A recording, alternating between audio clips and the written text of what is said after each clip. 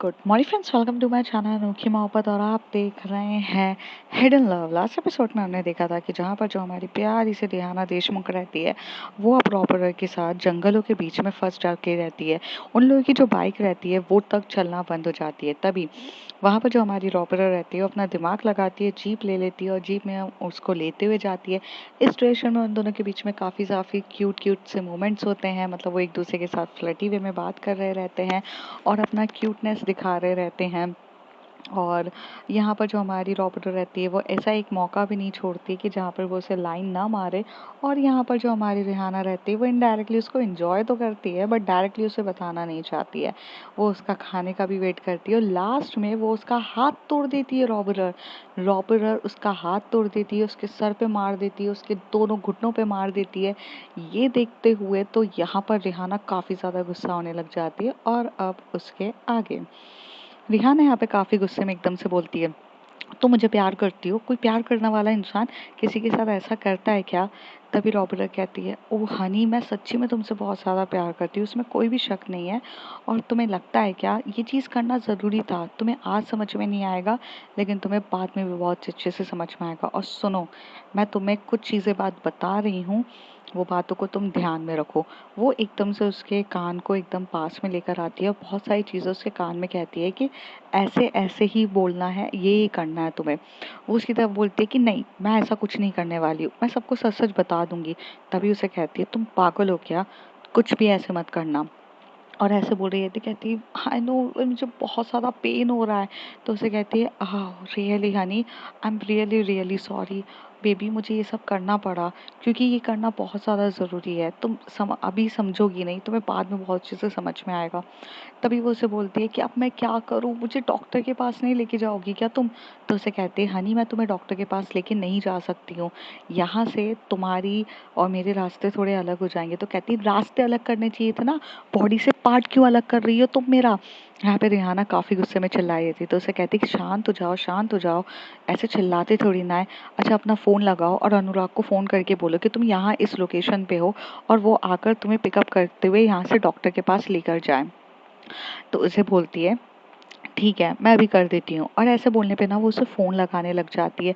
Phone लगाते लगाते वो उसे बोल देती कि यहाँ यहाँ हूँ, मैं यहाँ पर हूँ, तुम आ जाओ।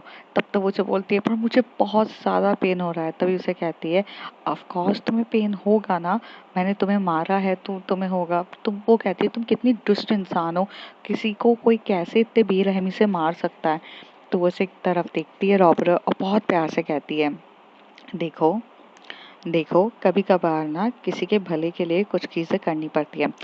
तुमने अगर महाभारत पढ़ी होगी तो यहाँ पर कृष्ण जी ने कहा है कि अपने लोगों को बचाने के लिए कभी कभार उनको ही थोड़ा सा कष्ट देना पड़ता है। और मैं तुम्हें सिर्फ बचा रही हूँ सब चीज़ों से, तुम्हें ये चीज़ें कब समझ में आएगी? वैसे भी अगर तुम मुझ पर ट्रस्ट करती हो तो इतना ट्रस्ट करो ना। तो उसे कहती है, ट्रस्ट माई फुट, अब मुझे तुम पे कोई ट्रस्ट नहीं है। पता चला कि कल तुम वहाँ जंगल में मुझे ले जाके मेरे छोटे छोटे टुकड़े कर दोगी और यही मेरे साथ करोगी और ट्रस्ट के नाम पे बोलोगी कि तुम्हारे भला ही कर रही थी मैं। तभी उसे बोलती है, हनी छोटे छोटे टुकड़ों का तो नहीं पता, पर छोटे छोटे लव बाइट जरूर देना चाहूंगी मैं तुम्हें। तो ये देखने के बाद यहाँ पर जो रिहाना के फेस में और गुस्सा चढ़ जाता है, क्योंकि कोई ऐसी सिचुएशन में भला रोमांटिक कैसे हो सकता है, वो दिमाग में ये सोच रही रहती है। तभी यहाँ पर ना लाइट्स जो रहती है ना एकदम से चली जाती है। मतलब वो अभी स्ट्रीट लाइट के वहां पर थे, पर वहाँ पर ना लाइट्स पूरे तरीके से ऑफ हो जाती है और स्ट्रीट लाइट्स वहाँ पर दिख ही नहीं रही रहती है। पूरा रास्ता मतलब पूरा सुनसान रास्ता हो जाता है।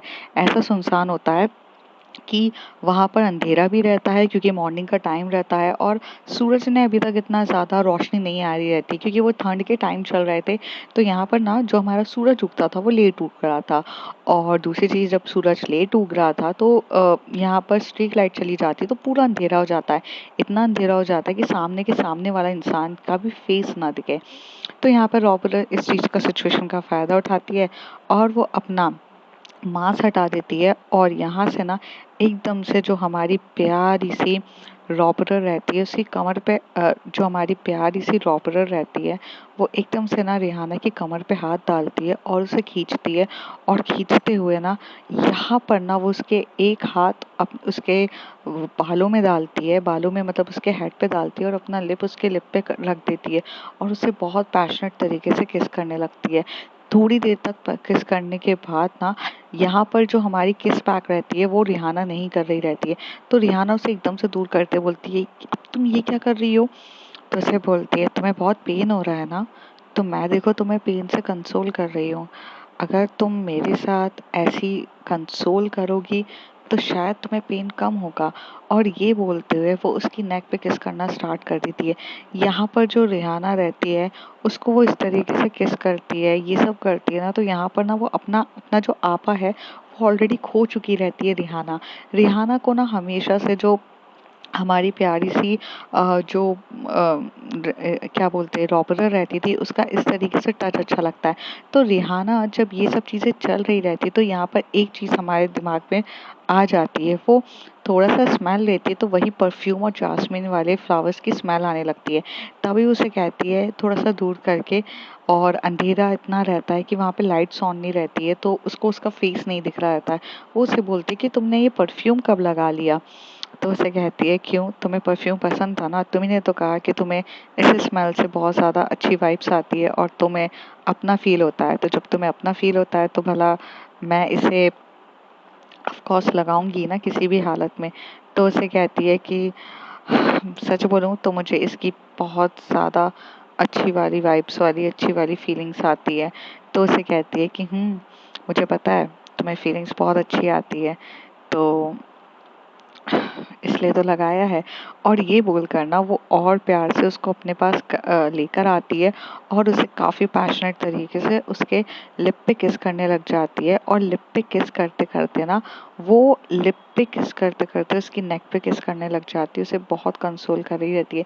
यहाँ पर काफ़ी अच्छे से उसका जो पेन रहता है उस पर तो उसका फोकस रहता नहीं है, लेकिन यहाँ पर ना वो जिस तरीके से उसे किस कर रही थी, उसे हक कर रही थी, उसी पे उसका पूरा फोकस रहता है। और उसे एक तरीके से देखा जाए तो वो रोकना चाहती थी बट वो रोक ही नहीं पाती है और वो इस तरीके से उसे किस करने ही लग जाते हैं।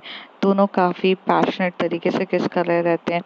किसिंग का जो लेवल होता है वो इतना ज़्यादा हाई रहता है कि उनको ना मतलब एक अजीब सी फीलिंग आने लगती है।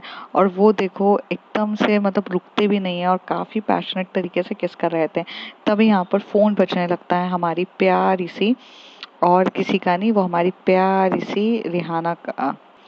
रिहाना जो रहती है यहाँ पर फ़ोन उसका मतलब एक हाथ में तो उसको चोट लगी रहती है और दूसरा हाथ तो वो खुद उसकी कमर को पकड़ी रहती है। तो फ़ोन ऐसा हो रहा रहता है, तभी वो धीरे से ना यहाँ पर जो हमारी किस करते करते बहुत ज़्यादा प्यार से किस करते करते एकदम से फ़ोन यहाँ पर जो हमारी रॉबरर होती है वो उसे निकालती है और उसको ऑन करते हुए उसके कान में लगाती है। और वो यहाँ से उसकी नेक पे किस कर रही थी, उसके गालों की तरफ किस करते ही जा रही थी।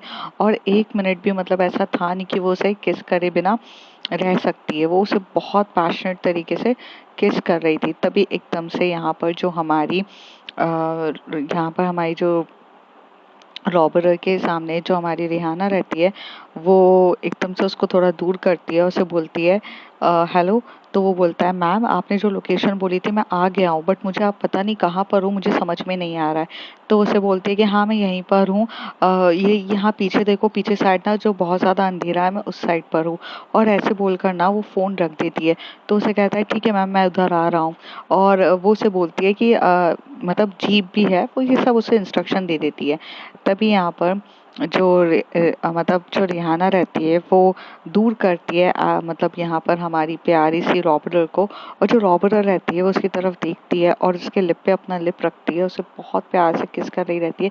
फिर थोड़ी देर में उसे वो वहाँ पर एक जगह बिठा देती है और उसे बोलती है बाय हनी, मैं बाद में मिलूंगी तुमसे, और अपना ध्यान रखना। और सुनो, ध्यान रखना और जैसा बोला है वैसे ही करना, ज़्यादा अपना एक्स्ट्रा दिमाग मत लगाना और तुम्हें एक्स्ट्रा दिमाग ना लगाओ तो ज़्यादा बेटर है।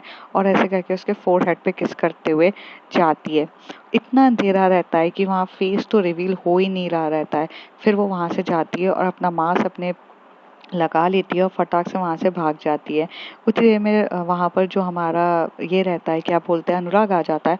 अनुराग आते से ही बोलता है कि हेलो मैम, मैम आप यहीं पर आप, हाँ। तो उसे कहती है आउच, मुझे बहुत ज़्यादा चोट लगी है। तो कहती है मैम आपको इतनी ज़्यादा चोट कैसे लग गई, किसने आपके ऊपर अटैक किया, किसने आपको ऐसे मारा, कौन है जो आपको ऐसे मारने की कोशिश कर रहा है, आप बताइए ना कौन है, क्या है। इस तरीके से ऐसे वो पूछ रहा रहता है। तभी वो उसे बोलता है कि लिसन लिसन, मेरे को अभी यहाँ पर ना तुम सवाल जवाब बाद में करना, पहले मुझे यहाँ पे डॉक्टर के पास लेके चलो। तो उसे बोलती है कि ठीक है डॉक्टर के पास लेके चलता हूँ। तो वो कहता है ये जीप किसकी है। तो कहता है अरे यार किसी की भी है, वो तो मैंने ना 2 लड़कों से चुराई है जीप। तो कहते हैं मैम आप ये काम करने लग गए हो। तो कहती है हाँ, तो जंगल में तुम जो मुझे छोड़कर आए थे उसके बाद वहां से कौन आता, तुम तो भागते हुए आ गए। तो कहता मैम वो जंगल में ना इतने जंगली कुत्ते भौंक रहे थे, मैं भी उन लोगों के पीछे नहीं भाग पाया, फिर मैं वहां से वापस आ गया। तो कहते हैं हाँ हाँ, सीनियर वहां पर मर रहा है या कुछ है जिंदा, तुम्हें उससे क्या लेना देना, तुम्हें तो सिर्फ अपनी जान बचानी थी, तो तुम भागते हुए आ गए। तभी वो कहता है मैम वो हमने आपको कॉल करने की बहुत सी कोशिश करी थी। तो कहती है हाँ, जंगल में नेटवर्क मिलने वाला था ना कि बहुत सारे कॉल करोगे और तुम्हें एकदम से मिल जाएगा। ये सारी बातें ना यहाँ पर जो हमारी प्यारी सी रिहाना एकदम से गुस्से से उसकी तरफ से देखकर बोल रही रहती है। थोड़ी देर के बाद ना यहाँ पर जो हमारी जो अ, हमारा अनुराग रहता है वो एकदम से उठाता है यहाँ पर रिहाना को। यहाँ पर जो अनुराग रहता है वो उठाता है, मतलब गाड़ी लेता है और आराम से लेते हुए एक हॉस्पिटल के वहाँ पर लेके जाता है। वो हॉस्पिटल वो रहता है कि जो चौबीसों घंटे अवेलेबल रहता है, मतलब 24/7 जो अवेलेबल सर्विस रहती है, वहाँ पर लेकर जाता है। उसे बोलता है कि मैम को ये चोट वगैरह लग गई है। तो वहाँ पर ना एक सीनियर डॉक्टर रहता है, वो आता है, उनको बिठाता है आराम से और कहता है कि लगता है आपका हाथ फ्रैक्चर हो गया है। तो कहते हैं कि आपका हाथ फ्रैक्चर हुआ कैसे। तभी वो कहती है कि जंगल में मैं गिर गई थी बहुत जमकर और ये मेरे को चोट वोट लग गई है। तो कहते हैं कि आप जंगल में क्या करने गई थी। तभी यहाँ पर जो हमारी एक्चुअली में रिहाना को काफ़ी गुस्सा आ रहा रहता है, तो वो अनुराग की तरफ दिखती है। तो अनुराग एकदम से बोलता है कि अरे अरे वो सर, हम लोग ना पुलिस वाले हैं, मैं डीएसपी हूँ और ये आईपीएस ऑफिसर हैं। मैं डीएसपी अनुराग हूँ और ये आईपीएस ऑफिसर हमारी रिहाना देशमुख हैं। हम एक केस के चक्कर में हमें वहाँ जाना पड़ा था। तो हम एक्चुअली केस के चक्कर में गए थे, तो वहाँ पर ना मडी एरिया था, स्लिप हो गया, चोट वोट लग गई है, तो इस चक्कर में ना मतलब थोड़ा हो गया है, आप ट्रीटमेंट करिए ना। तो यहाँ पर वो उसे बोलता है कि देखिए ट्रीटमेंट तो मैं आपका कर दूंगा, लेकिन मैं ऐसे कैसे ट्रीटमेंट कर सकता हूँ, इनका सबसे पहले एक्सरे होना बहुत ज़्यादा ज़रूरी है। विदाउट ऑफ एक्सरे ये चीज़ें नहीं हो सकती है। आप यहाँ पर ना एक्सरे करवा कर आइए। वो वहाँ पर उसको प्रिस्क्रिप्शन देता है, तो यहाँ पर वो जाती है और एक्सरे करा के आती है। लेकिन एक्सरे कराने से पहले पहले डॉक्टर उसे बोल देता है कि ये ड्रेसिंग रूम है, इधर चले जाइए, यहाँ पर जो आपको सर पे लगा है, ये सब चीज़ें जो लगी है, ये सब ठीक हो जाएगा। तो वो वहाँ पर जो सर पे चोट लगी रहती है, जो हाथ और पैर और घुटने छिले हुए रहते हैं, जो घुटने छिले नहीं रहते, घुटनों पे मतलब एकदम थोड़ा सा कट लगा हुआ रहता है, वो सब पे जाकर थोड़ा सा लगता है। एक जगह घुटने पे लगा रहता है तो एक जगह पैर के नीचे लगा रहता है। जो हमारी रॉबरर रहती है उसने पूरा सोच समझ के वो सारी चोटें लगाई रहती है, जिसको देख के जाहिर सी बात है कोई ये नहीं सोच सकता था कि उसे ये चोट मारी गई है या उसने कुछ इंटेंशनली मारा गया है। उसको देख के सिर्फ ऐसे ही लग रहा था कि ये जो चोटें हैं ना, ये ऐसी चोटें हैं जो गिनने पर ही लग सकती हैं, मतलब बकायदा अगर वो डॉक्टर एग्जामिन करे तो उसको देख के ही समझ में आता है। तो इतनी स्मार्ट हमारी रॉबरर रहती है कि वो ऐसे लगाती है। थोड़ी देर में वहाँ पे वो जाते हैं एक्सरे के रूम में, उसका एक्सरे होता है। जैसे ही एक्सरे होता है तो उससे पता चलता है कि उसके जो यहाँ पे हाथ की जो मतलब जो शोल्डर के वहाँ से थोड़ा सा लगी हुई है। वो आते हैं, फिर वहाँ से उसको बिठाते हैं और वही उसका ट्रीटमेंट होता है कि उसको पूरा बैंडेज वगैरह सब कुछ लग चुकी रहती है। और अब उसे 21 दिन का प्लास्टर लग चुका रहता है। और 21 दिन के प्लास्टर लगने के बाद वो आती है ऐसे, सर पे पट्टी बंधी रहती है, घुटनों पे पट्टी बंधी रहती है, हाथ तो टूटा रहता है तो पूरी उसमें कवर अप रहती है। फिर यहाँ से वो उसे बोलते हैं कि मेरे को मेरे घर पर छोड़ो। तभी उसे बोलती है कि मैम आपको जब इतनी सारी चोट लगी थी, तो आप चोट लगने के बाद एकदम से मतलब ऐसे से आ कैसे गए? तो कहती है हाथ मेरा ऐसे ही दिख रहा है तुम्हें टूटा हुआ, कैसे तैसे करके तो मैंने अपने आप को बचाया है। वहाँ पर सबके सब मुझे छोड़कर चले गए थे। तुम में से इतने बड़े पागल लोग हो कि तुम मुझे छोड़कर चले गए। तुमने ये भी कोशिश नहीं करी कि मुझे इधर आकर फाइंड आउट करना था। तो वो उसे बोलता है I am really really sorry ma'am, I am completely sorry. ऐसे बोलता है यहाँ पे अनुराग। अनुराग बोलता है कि हम लोग वहाँ पर आए थे, बट मैं ना दूसरे वो जो रॉबर्स थे उनकी तरफ भागा था। वहाँ पर उनके पास ना ऑलरेडी मोटरसाइकिल थी, वो मोटरसाइकिल से भाग गए, लेकिन वहाँ पे कुछ जंगली कुत्ते मेरे पीछे पड़ गए थे, तो मैं पीछे पीछे भागते हुए एकदम वहाँ चला गया और आप बहुत आगे तक निकल गई थी। इतने आगे तक निकल गई थी कि वहाँ पर जब हम देखने गए तो हमें दूर दूर तक तो आप दिखी नहीं, और कुत्ते इतने भौंक रहे थे, हम काफ़ी ज़्यादा डर चुके थे कि हम अंदर नहीं जा सकते थे। मैंने रानी को बोला भी कि मैम को करते, तभी उन्होंने बोला कि मैम तो काफ़ी ज़्यादा कैपेबल है, अगर कुछ भी होगा तो वो अपने आप को हर प्रॉब्लम से निकाल के आ सकती हैं, और वैसे भी आप ट्रेंड हो इन सब चीज़ों में, तो मैम हो सकता था, इसलिए हमने कुछ ऐसा सोचा भी नहीं। तो उसे कहती है बहुत बढ़िया है, बहुत आगे तक जाओगे। अपने ही सीनियर को ऐसे प्रॉब्लम में छोड़कर भागने वाले ना मैंने पहले ऐसे कायर पुलिस ऑफिसर देखे हैं। तुम लोग ना पुलिस ऑफिसर के नाम पर ना धिक्कार हो, तुमसे तो क्या ही उम्मीद रखें। तो उसे बोलती है अरे बट मैम सॉरी ना, एक्चुअली हम लोगों को समझ में नहीं आया था ये सारी चीज़ें, बट मैं सच्ची बता रहा हूँ मैंने कोशिश बहुत करी थी। तो कहती है कि वो एग्रीकल्चर मिनिस्टर क्या बोल रहे हैं अब? तो उसे कहते हैं कि एग्रीकल्चर मिनिस्टर तो काफ़ी ज़्यादा गुस्से में है, और एक्चुअली पता है उन लोगों का शक आपके ऊपर जा रहा है मैम। तो उसे कहती है जिसको देखो वो मुझ पे ही शक क्यों भला करता रहता है? यहाँ पर रिहाना ये सारी बातें उसके साथ कार में बैठते हुए कर रही थी, क्योंकि वो उसे वहाँ पर घर छोड़ने के लिए जा रहा था। तभी उसे बोलती है कि अब मेरे नाम पर क्यों हो रहे हैं? तो कहते हैं कि आप वो सुबह से गायब थी ना, और दूसरी चीज़ आप गायब थी, और वो हेल्थ मिनिस्टर और एग्रीकल्चर मिनिस्टर तो देखो मिले हुए हैं, वो तो मतलब मिनिस्ट्री वाले एक दूसरे से मिले हुए रहते हैं, एक दूसरे से बातें करना, एक दूसरे से सब चीज़ें करना स्टार्ट कर देते हैं। आपको तो हर चीज़ पता है ना। अब मैं आपको क्या बताऊं मैम, ये सब चीज़ें तो वो लोग करते ही हैं। तो वही ऐसा हुआ है, तो वो लोग अब ये कह रहे हैं कि अगर एग्रीकल्चर मतलब अगर इनको पता है कि अगर इनको ऐसा लग रहा है, तो इसके चक्कर में ना मतलब डेफिनेटली ये बात हुई होगी कि मतलब डेफिनेटली ये बात हुई है कि जाहिर सी बात है कि यहाँ पर ना जो रिहाना देशमुख का काम है, और ये एग्रीकल्चर मिनिस्टर ने ना सीधे सीधे डायरेक्ट डाल दिया है। तो उसे कहते हैं मुझे तो पता ही था कि ये लोग ना मेरा ही नाम लेंगे, इसलिए मैं कितनी जल्दी वहाँ से वापस आने की कोशिश कर रही थी। बट एक घने जंगल में जहाँ पर ना इतने सारे कुत्ते बिल्ली सब एकदम से मेरे ऊपर अटैक करे, वहाँ पर सांप भी थे, शेर भी थे, इन सब के बीच में भला मैं कैसे इतनी तेज भाग कर आ जाऊंगी? पता नहीं लोग मेरे ही पीछे क्यों पड़ जाते हैं। तो उसे कहते हैं कि बट मैम आप आई कैसे? तो उसे कहती है कि अरे मैं यहाँ से गिरते, मैं अपने आप को बचाने के लिए एक बड़ी सी शाखा के ऊपर चढ़ गई थी, वहाँ पर जो पेड़ होते हैं, और जब जैसे ही थोड़ा शाम का टाइम हुआ, मतलब रात के 10-11 बजे हुए, तब मैं वहाँ से उतरी तो एकदम से कूदी, तो मेरे हाथ वाथ में लग गई थी। हालांकि उस समय इतना ज़्यादा नहीं लगा था, लेकिन वो कुछ मैं आगे तक गई तो वहाँ पर मुझे बाइक मिली।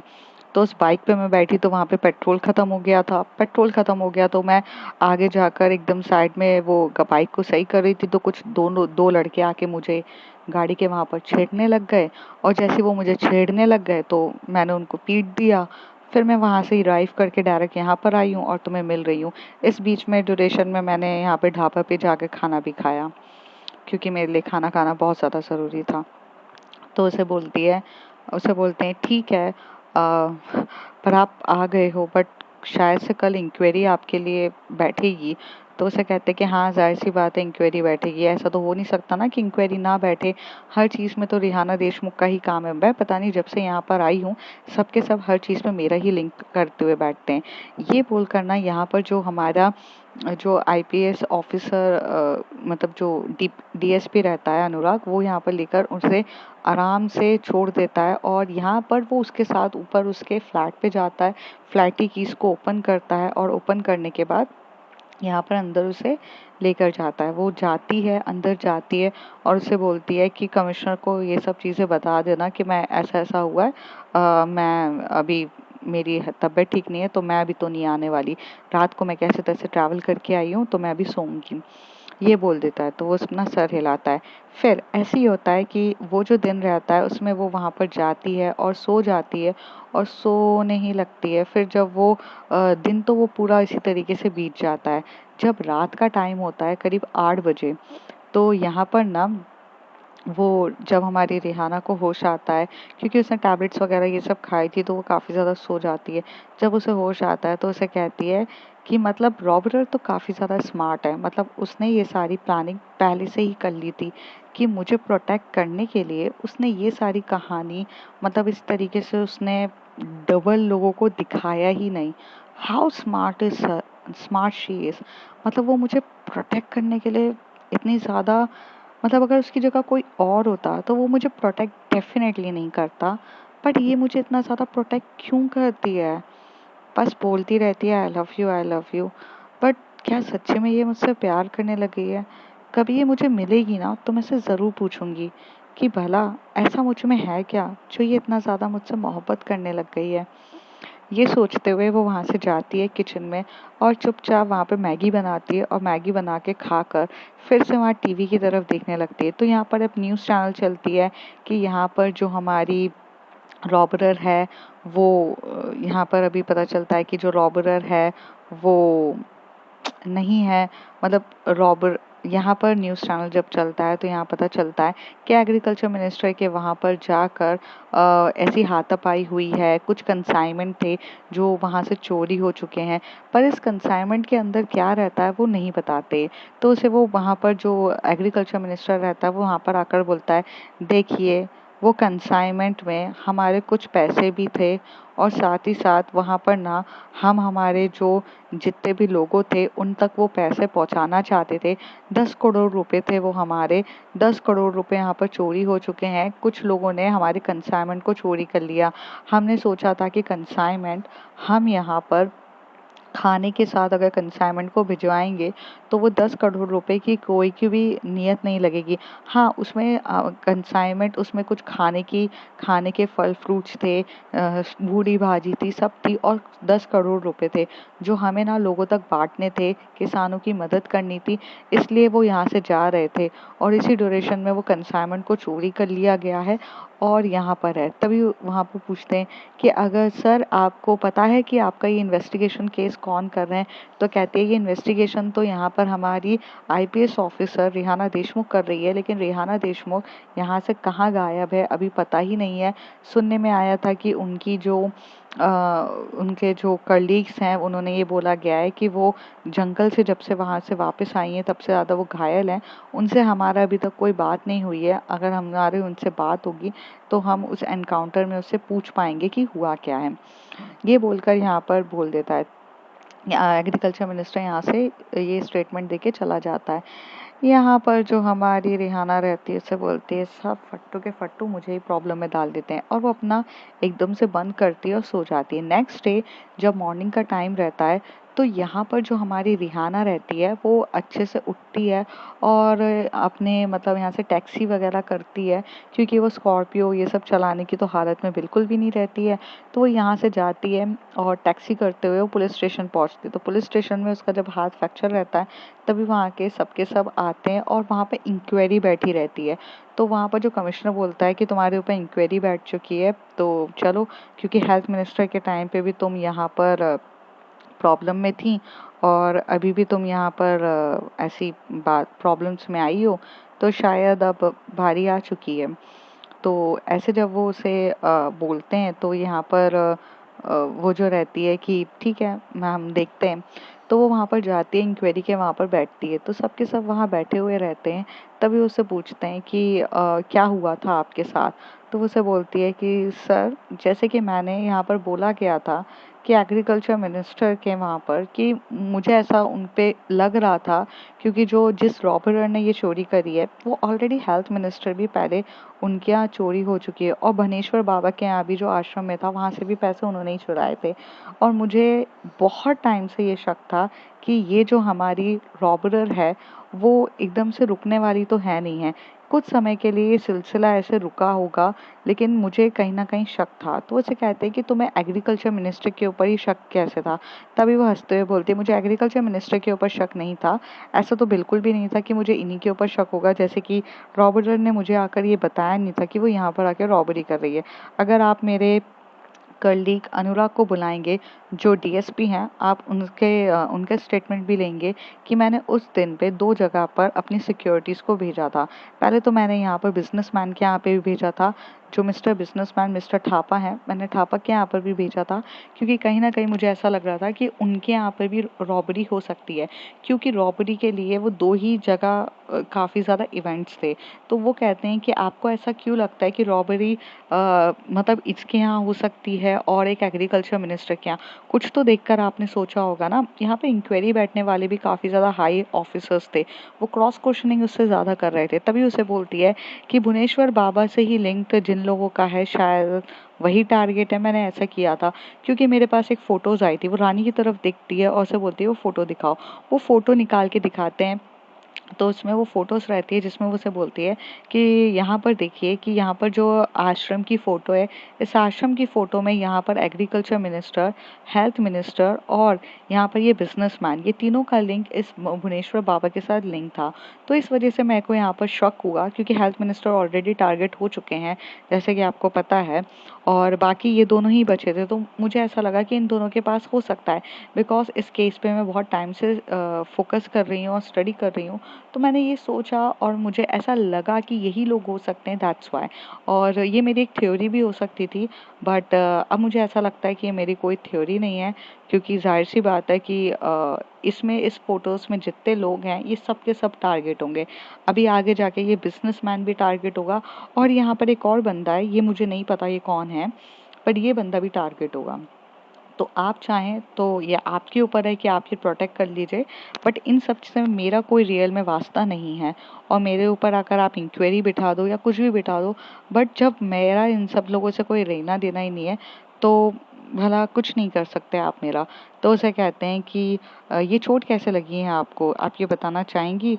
तो वो उसे बोलती है कि सर, मुझे ये चोट लगने की वजह यही थी कि एग्रीकल्चर मिनिस्टर के वहाँ पर जब 10 करोड़ रुपए की बात हुई, तो इस 10 करोड़ रुपए की जब बात चल रही थी, तो मुझे लगा कि यहाँ पर जो अ,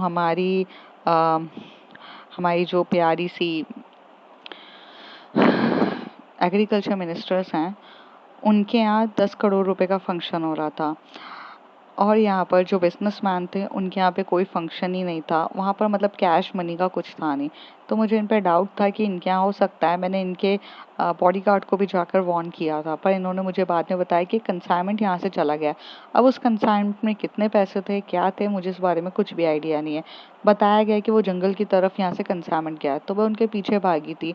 वहाँ जाकर मुझे जंगली कुत्तों ने घेर लिया उनसे अपने आप को बचाने के लिए, और तब तक मेरे सामने 4 रॉबर्स थे, जिसमें से मैंने अपनी टीम को इधर-उधर डाला था। तो मैंने एक रॉबरर का पीछा किया, तो वो रॉबरर वहाँ से ऑलरेडी जा चुकी थी। इवन मैंने उसके ऊपर फायर भी किया था, और मेरे रिवॉल्वर से आप देख सकते हैं कि यहाँ पर 3 या 4 बुलेट्स यहाँ पर आपको ऑलरेडी नहीं मिलेगी, सिर्फ 2 बुलेट्स थी। तो 1 बुलेट्स वहाँ पर लगी है, 3 बुलेट्स मैंने यहाँ पर जो है हमारे क्या बोलते, कुत्तों पे चलाया गया था, वहाँ जंगली कुत्तों पे, क्योंकि वो मुझ पर अटैक कर रहे थे। तो ऐसे करके वो अपनी सारी एक्सप्लेनेशन देती है। फिर वो ये भी बताती है कि वो कार में बैठी थी, उसने कार वो चुराई, वो यहाँ पर गई, वो सब उसको वहाँ पर वही सेम चीज़ बताती है जो उसने अनुराग को बताई रहती है। तभी उसे बोलते हैं कि हम इस पर क्रॉस क्वेश्चनिंग करेंगे, और अगर आपके ऊपर कोई भी चीज़ का हमें फील हुआ कि आपका कुछ भी चीज़ सस्पिशियस है, तो आप यहाँ पर आपको सस्पेंड कर दिया जाएगा, और इस केस से आपको विड्रॉ तो किया जाएगा, या तो आपका ट्रांसफ़र भी हो सकता है। तभी वो उसकी तरफ देख के बोलती है, एज़ यू विश सर, आप पूरा चीज़ चेक करिए, आप बिल्कुल आपको जैसा चेक करना है आप करिए। ये बोलते हुए वो वहाँ से ना उठ के चली जाती है। पूरा दिन वो वहाँ पर बैठती है और कुछ नहीं कर रही रहती है, क्योंकि उसके हाथों में चोट लगी रहती है, और तब तक उसे वहाँ से एक परमिशन भी मिल चुकी रहती है कि जब तक आप अपने ठीक नहीं हो जाती हैं तो आप ये ड्यूटी रिजॉइन मत करिए। तो यहाँ से वो घर की तरफ भी चली जाती है। मतलब वो दिन वो जॉइन करती है, फिर रात का टाइम होता है। जैसे ही वहाँ रात का टाइम होता है तो गेट ओपन करने के बाद ना यहाँ पर फिर से उसे वो फ्रेग्रेंस आने लगती है जास्मिन वाले फ्लावर की। तभी वो उसकी तरफ अपने रूम पे घुसते से ही हॉल की तरफ देखते उसे बोलती है, मुझे लगा ही था कि तुम मुझसे मिलने आओगी। तो वो यहाँ पे स्माइल करती है और जैसे कि उसने एक लूज जैकेट पहना रहता है, कैप लगाई रहती है, फेस कवर किया रहता है और वो काउच पे आराम से लंबे पैर करते हुए हमारी टॉपर बैठी रहती है। वो एकदम से टर्न होते बोलती है, मैंने सुना है तुम्हारे पे इंक्वायरी बिठाई गई है और आई थिंक कि तुमने सब चीज़ का जवाब काफ़ी अच्छे से दिया होगा। तो उसे बोलती है, या डेफिनेटली सब चीज़ का जवाब मैंने काफ़ी ज़्यादा अच्छे से दिया है। तुमने जैसा बोला था मैंने वैसे ही किया, और तुमने अगर मुझे मारा पीटा नहीं होता तो इन लोगों को कुछ भरोसा भी नहीं होता मुझ पर। देखो हनी, मेरे मारने पीटने पे भी मेरा प्यार छुपा था। मैं तुमसे देखो कितना ज़्यादा प्यार करती हूँ, और इतना ज़्यादा प्यार करती हूँ इसलिए तो मैं तुमसे हमेशा से बहुत ज़्यादा I love you so badly. तो उसे बोलती है, जब तुम्हारा दिमाग इतना तेज चलता है तो मुझे समझ में नहीं आता कि तुम भला इसको सही जगह पे इस्तेमाल क्यों नहीं करती हो। Why you want to do the robbery all the time. तो उसे हंसते हुए बोलती है, ओह हनी, तुम ना फिर यहाँ पे शुरू मत हो जाओ। और ऐसे करते हुए उसे हाथ पकड़ती है और उसे बोलती है, यहाँ बैठो। तो फ्रेंड्स देखेंगे आगे क्या होता है। If you like my story, like share and subscribe.